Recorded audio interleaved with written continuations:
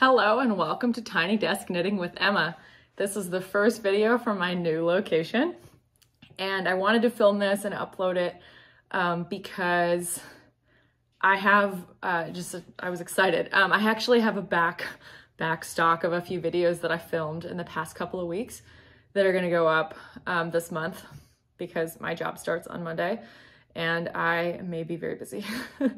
At least, you know, knitting in my free time, like as opposed to like having time to kind of plan and record these videos. But I wanted to talk about my new sweater, which is the Throwover by Andrea Mowry, except then I sneaked it into a throwback. So the Throwover and Throwback sweaters were like a Rhinebeck companion sweaters from a few years ago, like 2018 maybe.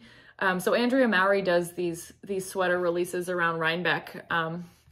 Oftentimes she does two versions of the same sweater, or similar versions of the same of a sweater. And so like she did Spark and Spice last year. She did the Stone Crop cardigan and Stone Crop pullover one year. And then this is the Throwback Throwover. So the Throwback was actually knit, it's the cardigan. It was actually knit flat. And I, as you know, I'm not really interested in doing that. So I decided to just knit the Throwover, which is the pullover version, and then steek it, which worked great. And I'm going to just give you some tips about that and explain how I did it. I will say that this lighting is not great. So I have this whole huge setup, which is amazing, in this basement, of my new house, which is actually, there's a lot of light in here. There's a small window up there, which is nice. And I have a lamp here, and this is the problem. It's too bright and I'm not really sure where to put it so that it doesn't like wash out everything. There's another lamp on the desk that's not bright at all. So the if that one were brighter, or I put this lamp over there, I don't know. Or maybe if I lifted the blinds on the window, maybe I'll do that. Okay, give me a second. Well, I don't know if that did anything except make it even brighter. But that's fine. So this sweater is knit out of Briggs & Little Heritage. Once again, I don't think you can really see anything here because it's so bright. This is Mulberry. That's the colorway. You can get Briggs & Little Heritage at Webb's in about 9 colors, maybe fewer, I'm not sure. And you can also get it from Maritime Family Fibers, which is in Maine, and they are the US distributors of this yarn. So they have like all the colors and all the different yarns and all the weights. They're like a little family farm. They get it from New Brunswick, which is where this yarn is spun. This is a very, what we call rustic yarn. It's quite under processed. So, you know, it's clean and it's beautiful and it's dyed in the wool and it's like straight off the backs of Canadian sheep, but it's not like an artisan blend. It's not very soft. Sorry, there's a boiler right there and it's a little loud. I'll try to talk over it. And there's like veg matter in it, which is one of my favorite things to do, is to get to veg matter and like pick it out. I love Briggs & Little Heritage. It's one of my favorite yarns ever. It's an Aran weight, comes with about 215 yards and 4 ounces, or about 113 grams. Yeah, wow, that is pretty loud. Interesting. Hopefully not too distracting. Maybe I should get a microphone. Yeah, anyway, it is, it's a great yarn, and I used Peace Fleece for the yoke, so I'm not really sure if you can see. The original has Spin Cycle, 3 different colors, and Spin Cycle is really fun and the blends are really great, but this is Lily Pad, which is a very bright kind of limey green, and then Morning Dove, which is kind of a grayish mauve, kind of pinky mauve, and then the bottom one is called Volga Sippy Blue, which is kind of a grayish light blue. And I thought that was fun. So this is, yeah, it's pretty quick. I usually knit heritage sweaters, Briggs & Little Heritage sweaters at 18 stitches over 4 inches, but this sweater was more like 16 1/4. It's such a specific gauge. You know, it's, when the designer says a gauge, it just means that that's the gauge that the designer got with the exact yarn that they used. And so if it's like as specific as that, it can be kind of hard to get bang on. You know, even if you're really working hard to make your needle sizes, you know, change your needle sizes to get it. So yeah, mine's about 16 over 4 inches. There's a little bit of extra positive ease, but that doesn't really matter because there's supposed to be positive ease in the sweater anyway. So, you know, you can kind of do your swatch, figure out what you're getting, and then transfer that math to like the number of stitches in the final body count. I'll explain how that works. So let's say there's, I don't have a calculator on me because my calculator's on my phone, but let's say you're getting 18 stitches over 4 inches in a sweater. This is how sweater math works. This is how gauge math works. So you're getting 18 stitches over 4 inches in a sweater, and there's whatever the gauge is. Let's say regardless of the gauge. I'm just picking numbers that I know what the math is in my head because I've done it a bunch of times. So regardless of the gauge of the sweater, you're getting 18 stitches horizontally over 4 inches. And you go to the like main body section of the pattern. So you don't want to start at the beginning. You don't want to start unless it's a bottom up sweater, in which case you can start at the beginning. But you want to go to the section of like body. So it'll be like, if it's a top down sweater, it'll say like separate sleeves from body. You know, knit this many for half back. If you're, let's say you're beginning of rounds at the center back or something, you know, knit this many for the half back. And then you get to the sleeve stitches, like put X number on hold for sleeves, cast on X number for underarms, knit across the front, cast, you know, put the same number of stitches on hold for the other sleeve, cast on X stitches for underarms, knit to the beginning of round. Or maybe the beginning rounds of the back shoulder, and that's slightly off a little bit. So then it'll say, you will have X number of stitches for the body of your sweater.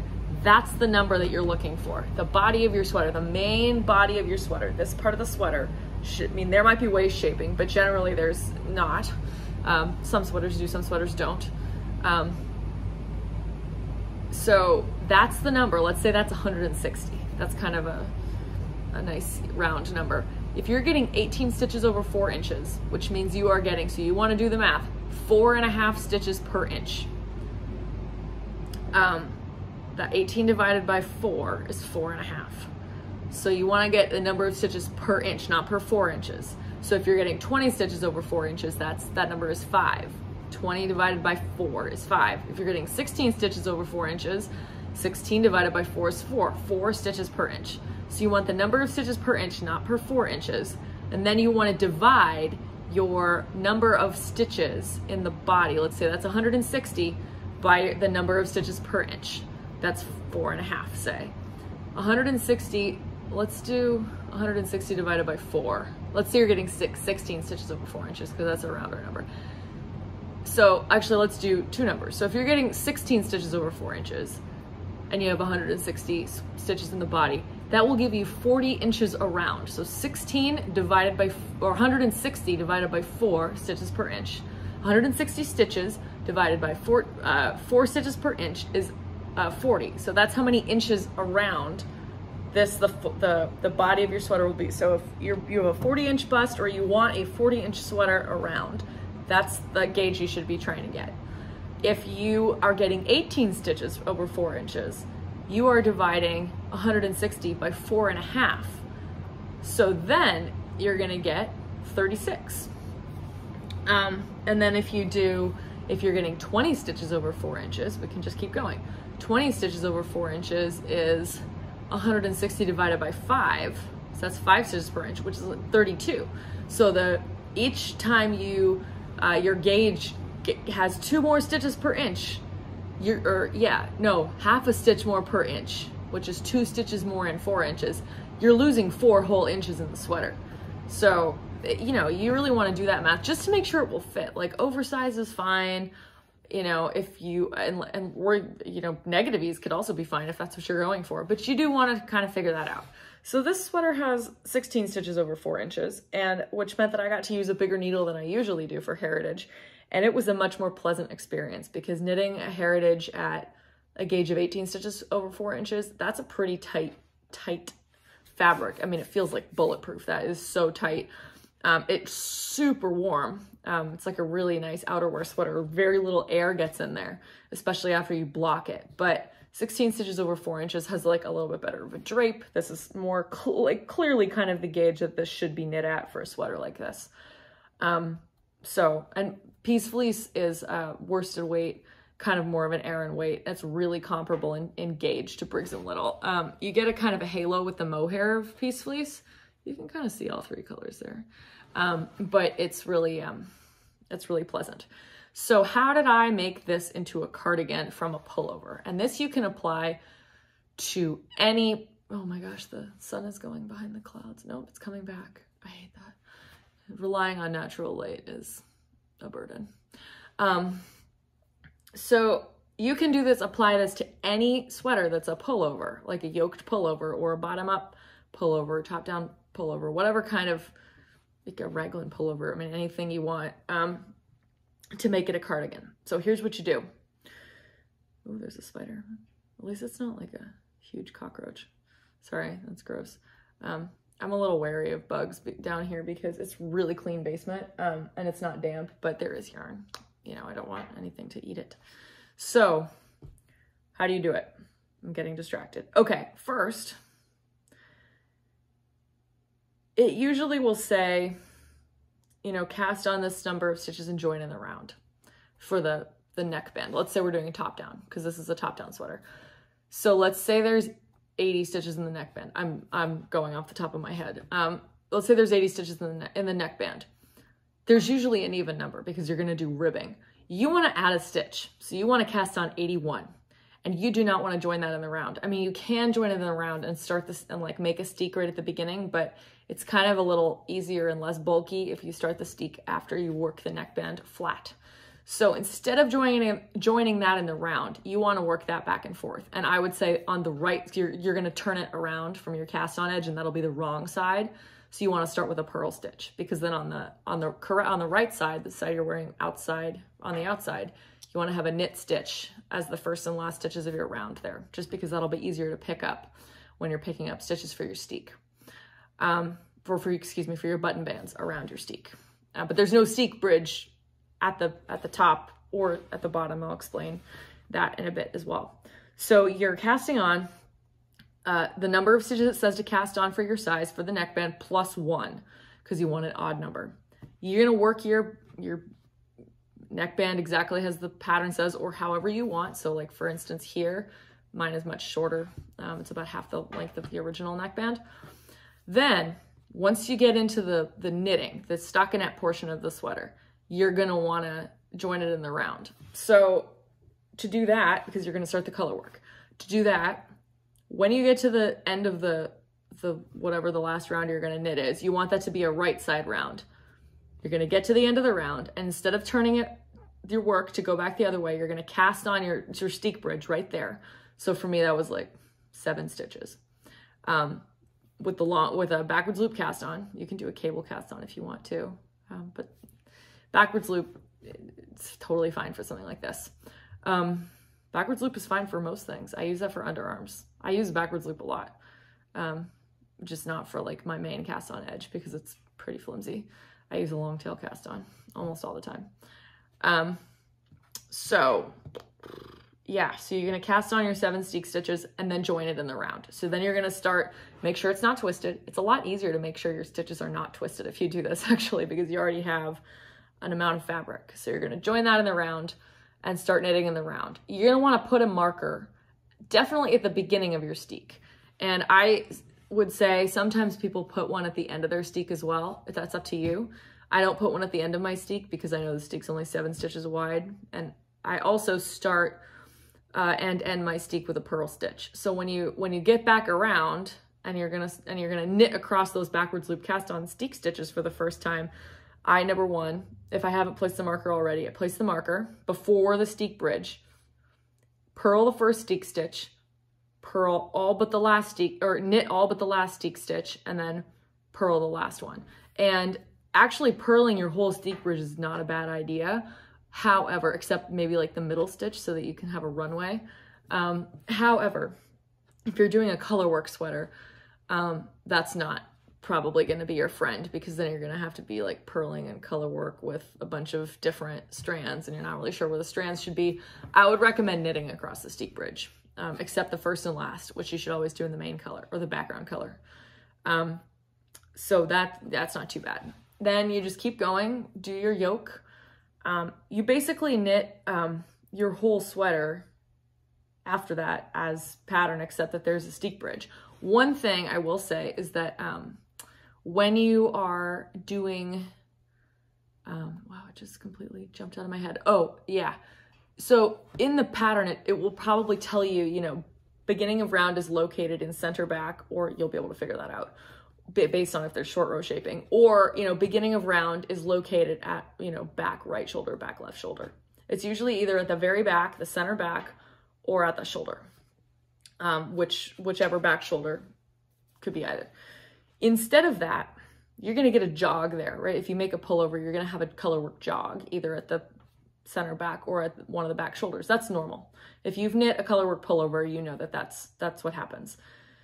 So instead of that, oh, the spider's coming closer. I'm going to have to kill it if it comes too close to the yarn. Sorry, bud. It's probably a girl. Sorry, gal. Most spiders are, I don't know. I don't know if most spiders are girls. I just think that, you know that like the female spiders lay eggs. I don't know. Spiders kind of weird me out. I'm not like really afraid of them anymore, but I definitely don't love them. I don't love anything crawly near my yarn. Outside bugs are fine. Inside bugs, no thank you. Here it comes. You're gonna get blasted by this water bottle. I think I'm gonna turn this off so you don't have to hear a smack on the wall because it's a concrete wall. All right, well, I whacked the wall and the spider fell off the wall, so it's not on the wall anymore. It's bothering me. Okay, I was in the middle of talking about how you're editing the beginning of round. So the beginning of round should start not at the back shoulder, not at the center back. It should start right there, right after your steek. So you're knitting the steek and then you're starting the round, you're starting the color work. You're knitting all the way around, one round, then you've got the steek stitches. This gives you 0 jog, which is a really big advantage or it's not a huge advantage. It depends on you. Like some people hate that jog. That's an advantage to knitting a cardigan, let's just say, because you're not gonna get a jog, a colorwork jog, because it's gonna be along the steek. So that steek's gonna be gone. So you won't have a spot where there's, you know, I mean, you could maybe see right there that it doesn't totally line up, but pretty much lines up. Like it's not really something you'll notice because they're not exactly next to each other because there's a button band in between. So that's useful. And also you should note that you're gonna have an extra stitch because remember how you cast on 1 extra stitch for your neckband? That extra stitch is gonna stay in there for the whole thing. The reason we do that is number 1, the neckband, as I explained, you're gonna be starting with a knit stitch on either end, but it's also so that this pattern here can be symmetrical. So normally you'd have like a 16 stitch repeat, say, for your yoke. That's an arbitrary number.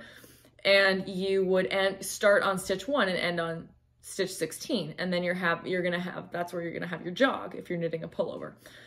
So here you wanna add that extra stitch and then knit the very first stitch in the repeat one more time after you finish it so that they're symmetrical around the center.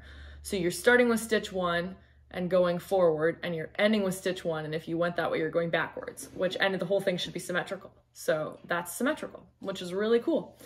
At least vertically symmetrical. Not everything is horizontally symmetrical, but you know what I mean. That's kind of useful.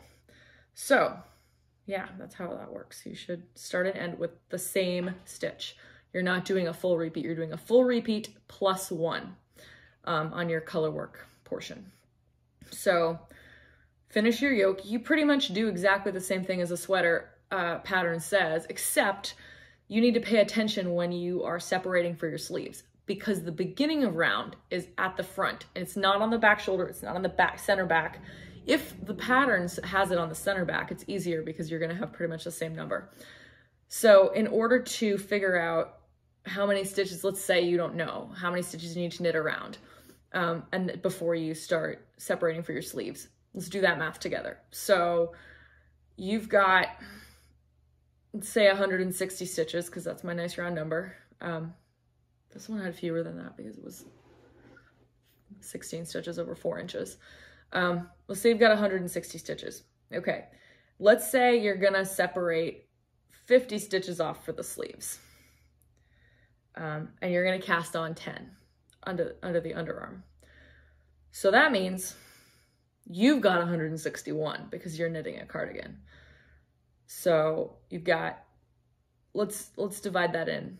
No, we're not going to divide it in half yet. First, oh no, okay, I did this wrong because you're getting to 160 stitches, which means you're going to have, let's do that math backwards. 150 or 160 minus 20, 10 and 10 is 140 plus 100. So you got 240. You've got 240 in your yoke and you're getting to 160.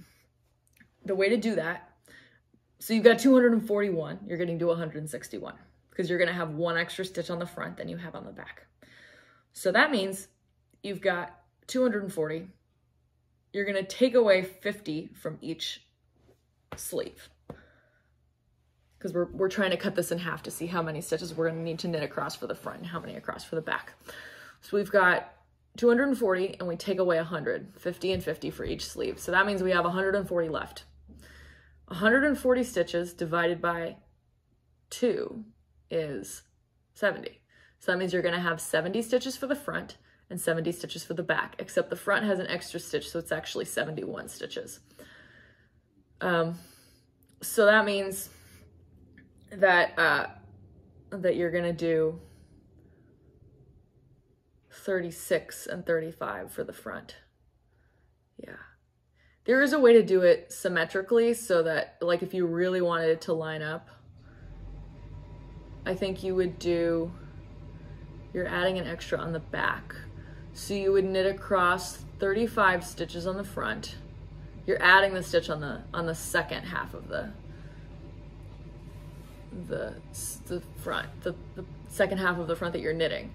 So you should knit across 35 stitches, put your 50 stitches on hold, knit across your 70 stitches. That will make the back symmetrical, but it's one stitch. It's not going to matter which one you pick. So you knit across the back 70 stitches. Again, by the way, you're also casting on, oh, there's the boiler again. You're also casting on the 10 stitches for your underarms. So you're knitting across 35, casting on 10 stitches for underarms and putting 50 stitches on hold. Then you're knitting across 70, putting another 50 stitches on hold and casting on another 10 for the other underarm, and then knitting across 36. And then you're gonna keep your steek exactly as you were doing it. I always purl the first and last stitches because that way, when I'm picking up the button bands, I can make sure that I'm picking them up in a straight line, especially if it's a dark colored yarn. Because if your whole sweater is color work, it'll be really obvious where the steek is. Because you'll have like either a checkerboard or you'll have lines of background color and main color that line up. But with most of your, the yoke sweater, most of this is just plain knitting. And so how are you gonna know you're picking them up in a straight line? Purl the first and last stitches. That's my tip. Okay, so then you're just gonna finish doing the body of your sweater, including the steek. When you get to the length of the sweater you want before the ribbing, so let's say you're gonna knit 2 inches of ribbing, you wanna knit the body of the sweater to be 2 inches shorter than your anticipated final length. At that point, when you're ready to start the ribbing, you're gonna cast off your 7 or however many steek stitches. So you're just gonna cast those off or bind them off, whichever you prefer to say. Then you're gonna start knit 1, purl 1, or whatever your hem pattern is. For me, it was knit 1, purl 1. Might be knit 2, purl 2, knit 3, purl 1, knitting fully. And at that point, I would change to smaller needles as well. So then you're gonna knit that back and forth. That's a little awkward to work back and forth because the whole, the main part of the sweater has been in the round. So you kind of have to twist your needles around a little bit, but it's easier to work that back and forth because again, there's less bulk of the steek that goes all the way down to the bottom of the sweater. So you can keep the steek stitches all the way down, but I tend not to do that just because added bulk and ribbing stretches differently than a regular stockinette, and I don't really want to deal with that. So cast off your sweater when the ribbing is done. Knit your sleeves exactly as the pattern says. And then you have to do your button bands.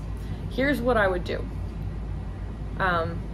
Here's what I would recommend. And this is not 100% important, but I would say that it's something that you should make your best practice if you are, it is best practice. You should make it your practice if you're steeking a lot with wool and stuff. So before you do your button bands, you should block your sweater. And you're gonna have to, I mean, you don't have to wash it again after you block it the first time. I actually usually do the blocking after I finish the body of my sweater, before the sleeves, just to break up the whole thing, give myself a break for a day or two while it dries before I start the sleeves and do some other knitting. But I frequently will do that, and then I'll knit the sleeves, and then I'll do the button bands and cut the steek, and then I will wash it again. So the reason to do that is because your stitches will relax after blocking, and they'll kind of lock together a little more, especially if you're using a more rustic wool. And then you will be able to, you'll be able to pick up the stitches without kind of pulling things out of place and disturbing them around the button band. So I also needle felt my steeks. If you want to see a tutorial on that or an example of me doing that, I think it's in Bray 2, like whatever episode Bray Cardigan 2 is. They're all named, so you can go to my channel and search or scroll down until you find that. I show what I use, the tool I use, the felting mat that I use and stuff. First, wool that's woolen spun, especially like a kind of more rusticy one where you really know that those fibers are feltable. That's the best thing for a needle felted steek, the best type of wool for a needle felted steek, just because the needle felting tool is going to do a lot for you there. It's going to really lock those fibers together. So I don't like to do crochet steeks. I don't like to do machine sewn steeks because I don't have a sewing machine. And that seems kind of fussy because like you're trying to get inside like a tube, especially if you're doing like Fair Isle. Fair Isle Shetland wool, most people don't reinforce them at all. You probably wouldn't even have to reinforce Peace Fleece and Briggs and Little because that's really gonna settle and felt itself down, but it's not gonna pull out horizontally. But regardless, you should pick up those stitches before you cut your steek, even if you don't felt or block it first or secure your steek or whatever your securing method is. I think I usually secure the steek with the needle felting tool before I pick up the button bands, but after I block, because I want the stitches to kind of lock into place. Then I needle felt them. Then I pick up the button bands. Again, I knit the sleeves also in that iteration, and then I block the whole sweater when it's done. Again, because I don't like to do the button bands after blocking and then not block it again. So these sweaters for me all get blocked twice. It's a two-step blocking process. So yeah, at that point you're gonna have to pick up the button bands. So for that, the best tutorial that everyone talks about is Isolde's tutorial, where she says you should pick up 5 out of every 7 stitches along your steek bridge or wherever you're picking up your button bands, along your edge if you just knit a cardigan flat back and forth. That's great. 5 out of 7 is really good. Some people will say 3 out of 4. 5 out of 7 I think is the right ratio for most sweaters. So that means you're going to basically knit 3, skip a stitch, knit 2, skip a stitch, 3, skip, 2, skip, because they're picking up 5 for every 7. You're picking up 5 and skipping 2 in each 7, somewhat, evenly. However, something that I will warn you about is that the ribbing is different. So with the ribbing, you want to pick up as many stitches possible along the edges. So the ribbing, the top and the bottom. If you don't, and I have made this mistake like 3 times, if you don't, and you're still just like, and especially if you're frantically trying to get an even number of stitches on each side and you're like, you have more on the first side and you're like, I gotta pick up fewer on this side. You will end up with this like weird curved ribbed band. And I've done that on Fair Isle cardigans and it looks stupid. But people don't really notice it. And it's happened to me on sweaters like this, like the kind of thicker yoke sweaters where at the top it kind of curls in. It doesn't look professional. I mean, you don't have to make your sweaters be looking professional, but it doesn't look neat. And it just kind of tugs the button band in a way that's not great.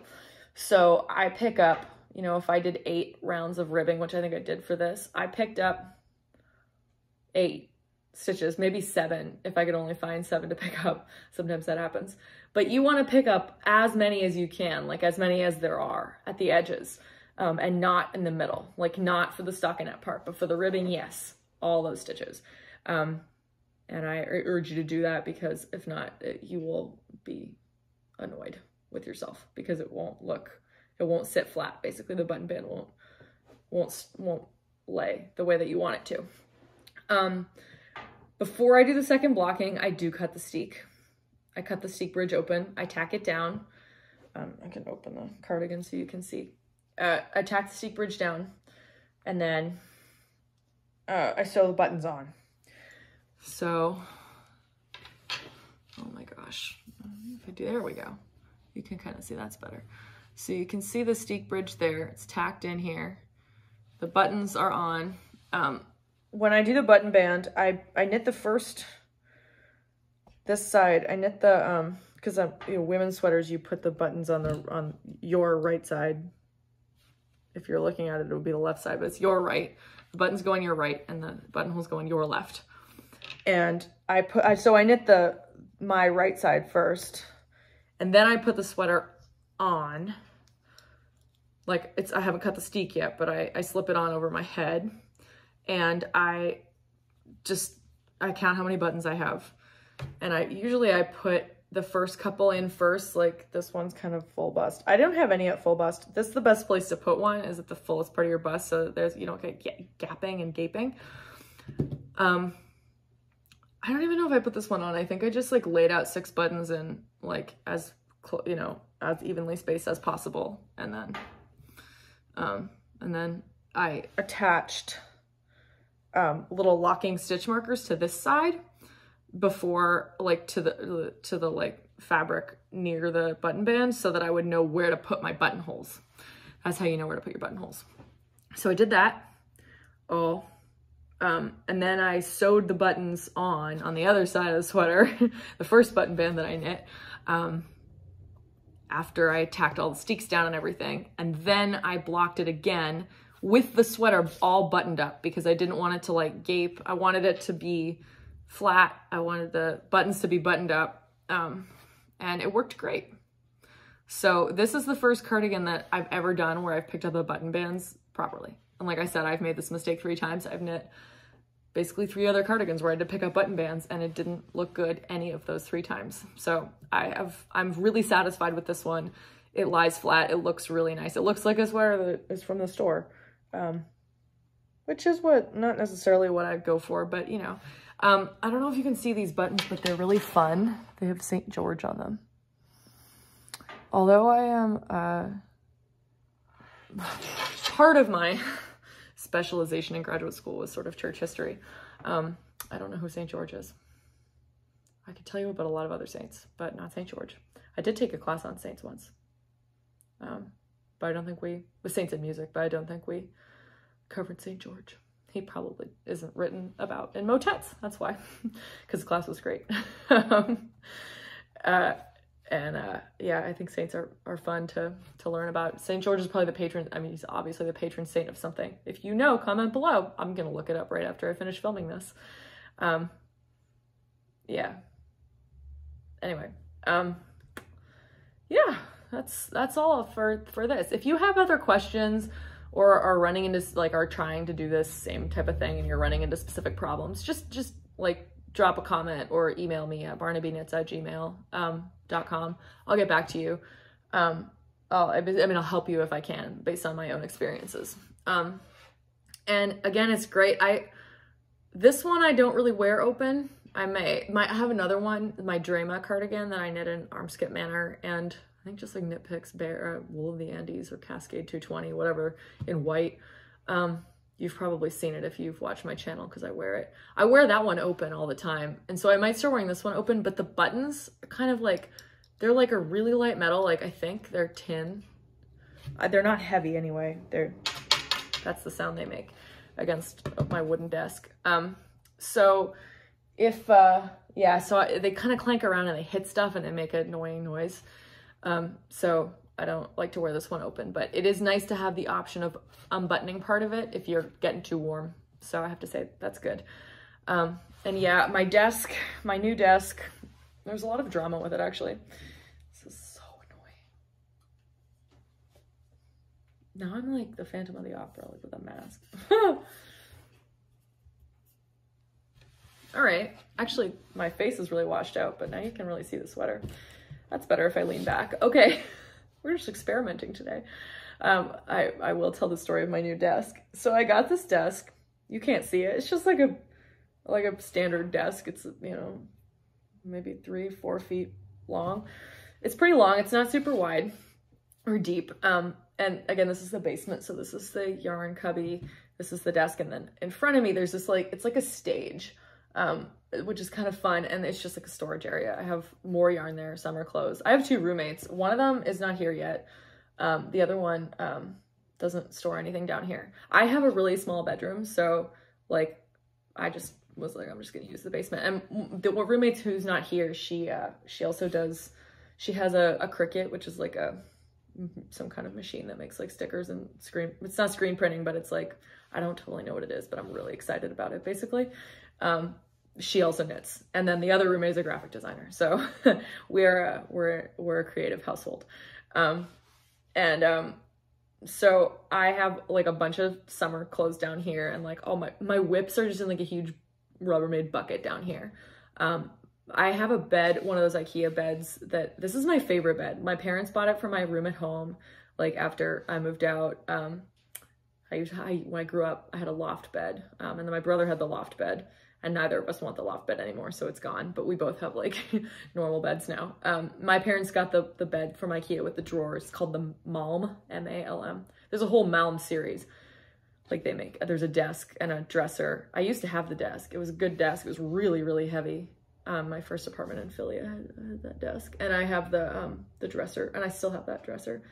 And the bed has a storage system, and you don't have to get the drawers, which is kind of useful. The drawers are like an add-on, and you can get 2 or 4. And so I actually had the same bed in undergrad in my apartment, but like the single bed. So this is my favorite bed. I've built it like 3 or 4 times. I've unbuilt it. My roommate also had it in college. We built hers.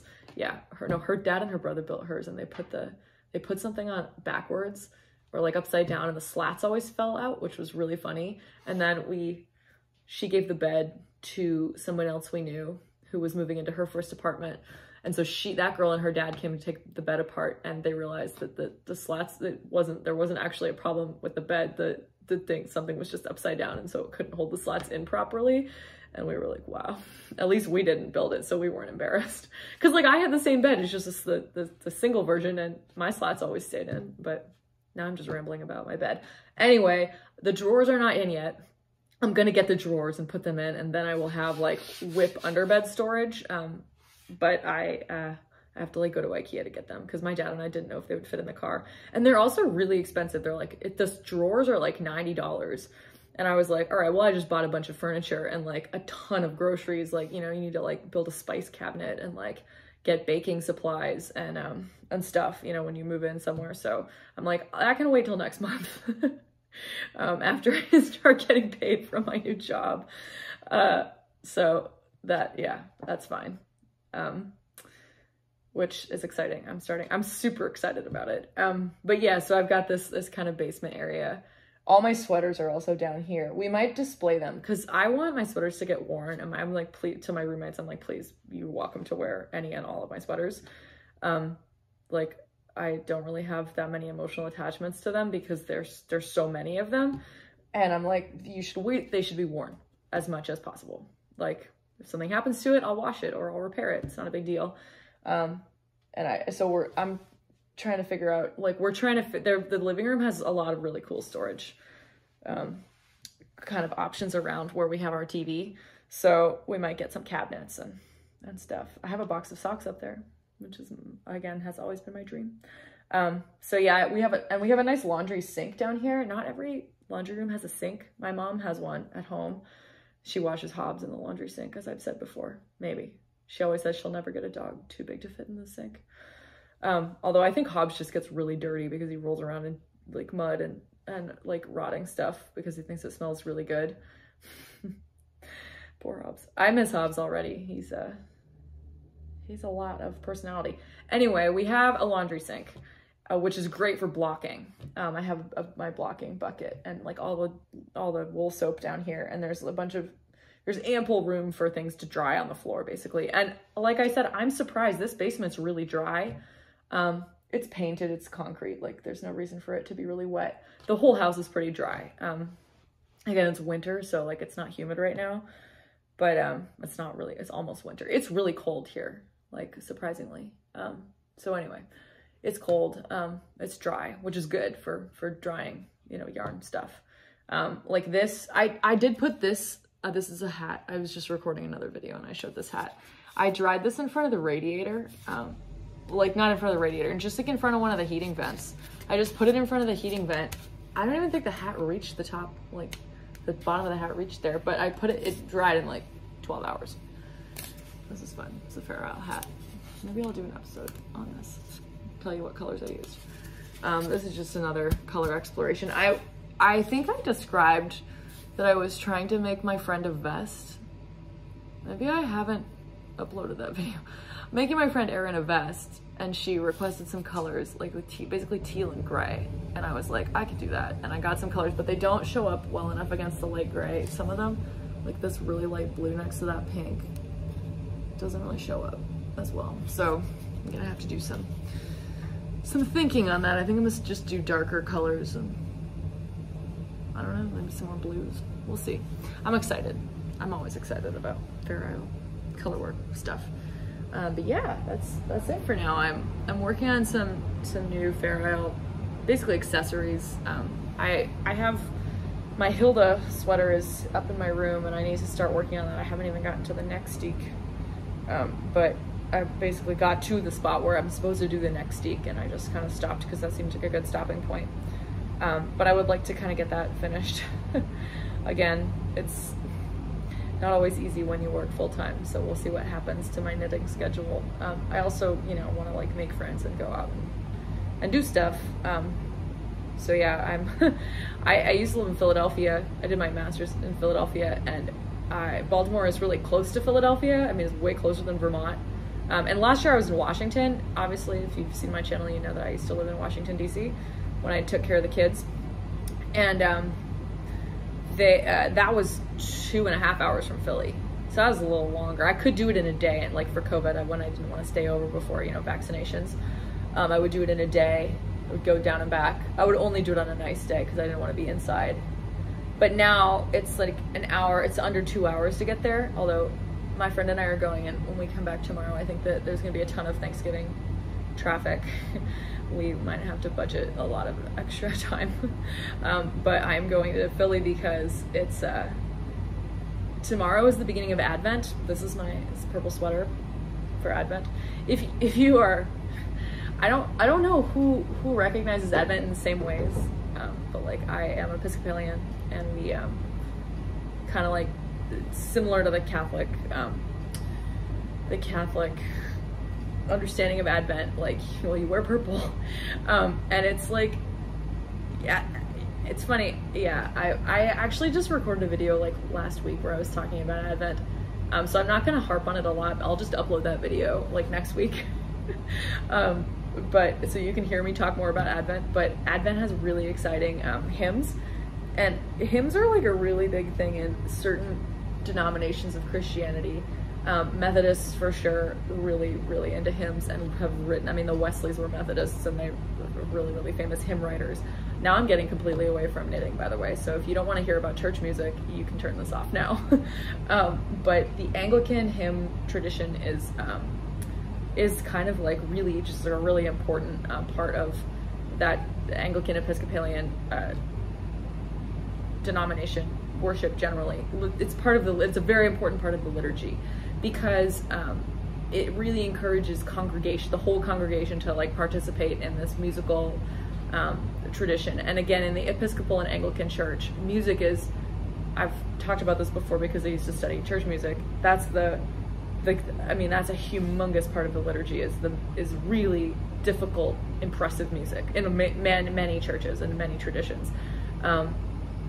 Today, I really enjoy the kind of variety you can get in different churches based on the forces that each church has. You know, how big the organ is, how many people are in the choir. You know, if the church wants to have a professional choir, because again, that's expensive. Things like that. It's really interesting to see the variety of music that can get performed now in churches. But choirs have always been a really important part of that type of church. And it's kind of the traditional choir. If you think of like a little, again, my whole thesis was like trying to destroy this, or not destroy, trying to like explain that this is bad. The whole like choir boy thing. So if you picture a little boy in like the red or black cassock and then a white thing over it and like a little ruff, that's the kind of choir that you would find in an Episcopal church. Although luckily it's not all just little boys anymore.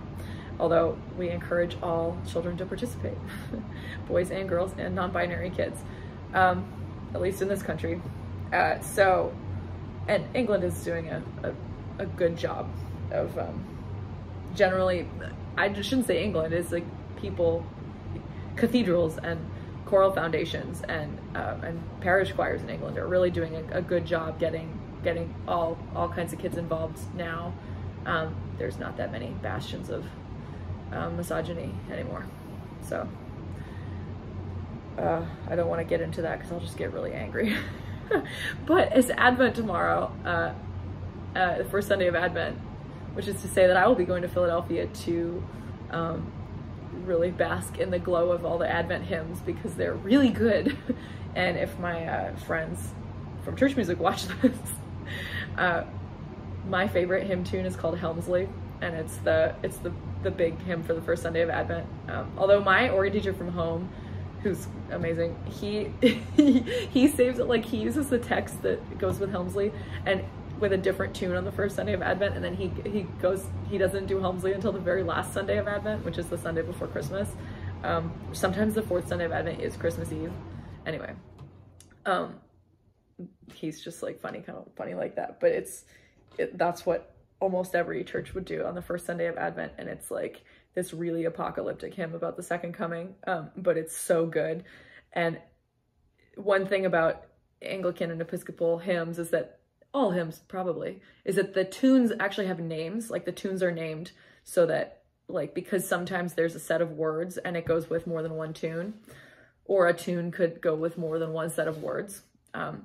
So you, like in the Episcopal hymnal, which is called right now called the Hymnal 1982, you get all of that. You if there's two sets of words that are the same, they'll be right in a row because that's how the hymnal is organized. But if there's if there's the same tune that's sung to multiple sets of words, those won't be in a row, they'll be scattered. And so there's an index with the tune names and the first lines and like composers, and there's a metrical index. If you get kind of academic about this, there's a lot. You can even get like a companion that tells you about all the history of the tunes and the words, which is amazing. If you're a big nerd like me. But yeah, so Helmsley, if you are a church musician and you know what Helmsley is, I hope it's also your favorite hymn. It's really good. And especially if you have an organist who's like really gonna go for it, like it's like the apocalypse. It's like, I mean, it's so crazy. The first time I heard my teacher in Canada, my first year of college, play Helmsley, I was like, okay, I kind of get what this is all about now. Wow. Like, okay. It was kind of like, all right, I buy it. Yeah. Anyway, so I'm going to Philadelphia specifically for that this weekend. I'm leaving this afternoon. I'm going to come back tomorrow. That was a very long tangent about a hymn tune. But I love Helmsley so much, the tune, that if I ever get a dog, I'm going to name it Helmsley. Because that's how committed I am. Anyway, that's been enough. This section of the video is 32 minutes, so the total video is going to be very long. I feel like this is the right lighting. At this point, you just can't see all the yarn in great detail, so if I do that, then you can kind of see. This is my yarn shelf. These are all Shetland. I organized them by color, blues and purples. This is greens. This is like reds and pinks. Reds and pinks and yellows and oranges, and then neutrals. And then I have other yarns, like if I move out of the way, you can see this is a plastic bag of sweaters, but this is like Brooklyn tweed. This is like other woolly stuff, Tuca wool, Natura. This is all sock yarn. I don't know if you can see there. That's Madeline Tosh. This is a bunch of Ploty and like, I think that's Bagram U. sweater. Yeah, you can't see all that. Some random stuff. This is like yarns is gonna be sweaters. I don't know. Anyway, let's do that. Yeah, so that's that's today. That's the throwback throwover. Oh, this is good lighting for seeing the colors. They're kind of washed out, but you can really see them. Anyway, this has been a long video. As my videos are just getting longer, I feel like I'm more comfortable just kind of rambling about random stuff.